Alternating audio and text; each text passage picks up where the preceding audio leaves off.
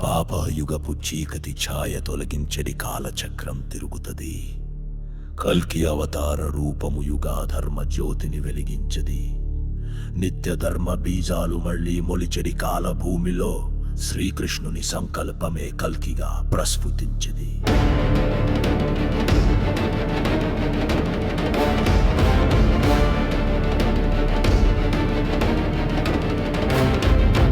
ఆయన వాక్యము నిశ్శబ్దంలో శబ్దమై మారుతది.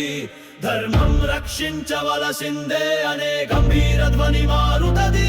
నిన్ను నీవు మరిచినా నీకు గుర్తు చేయవచించే దేవత స్వరం. తత్వజ్ఞానమే ఆయుధమై భయరహిత దివ్య రణభే.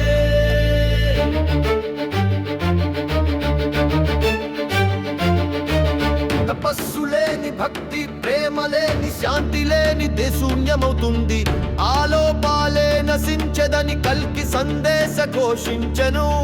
నీతి నీతి అనే సూత్రమే యుగ మార్గాన్ని ఆవిష్కరించెను.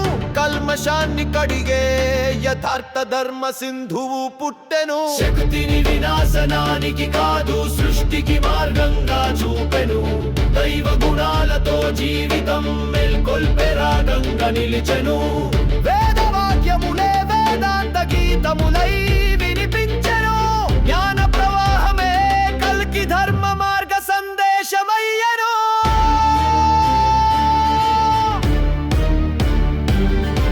కల్కి స్వరం గంభీరమైన శాంతి మంత్రమైంది.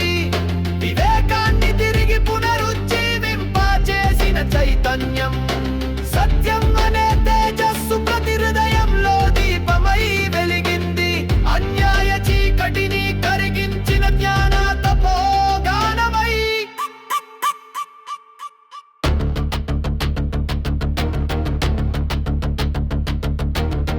భవిష్యను మార్చే మొదటి అడుగులో పాన్ని అంగీకరించడం. కల్కిదే బోధించే మార్పు బాహ్యంగా కాదు అంతర్యంగమనే. ప్రతి మనిషిలో దైవాంశం ఉందని స్పష్టం చేసిన సందేశం. తాను రాలేదు శిక్షించడానికి, మార్గాన్ని చూపుటకే. తన అభివృద్ధే సమాజాభివృద్ధి అని తెలియజెప్పెను. శాంతి అనేది శబ్దంలో కాదు శ్వాసలో స్థితమై ఉందని. కల్కి రాక అనేది మార్గదర్శనం, మారణ యోగం కాదు. ధర్మవంతుల కోసం వెలిగిన దివ్య ప్రేరణ గానం.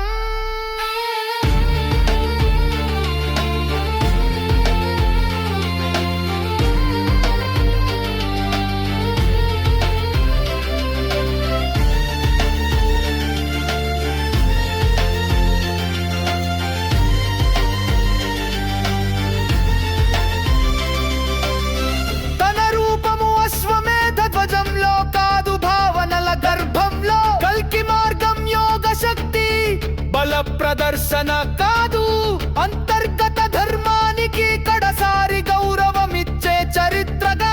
ఇతిహాసపు చివరి అధ్యాయం మేధో దివ్య జ్వాల. ఇది యుగ పునరుద్ధరణ, వినాశనం కాదు. అనాగతంలో వెలిసే అమరత్వ ధర్మనాదం. శ్రీకృష్ణుని వాగ్దానం కల్కిలో ప్రతిఫలించిన భక్తం. భవితవ్యపు తలుపు, భక్తికి తెరిచిన వెలుగు.